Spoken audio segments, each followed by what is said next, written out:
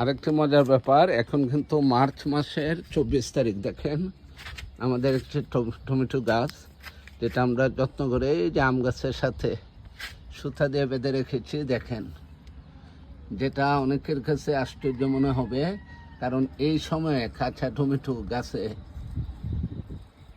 দেখা অত্যন্ত ভাগ্যের ব্যাপার, কারণ এখন বাজারে যা পাওয়া যাবে সবই পাকা। কিন্তু আমরা চেষ্টা করছি যে গাছটা আসলে টমেটো কতদিন থাকে সেটা দেখব।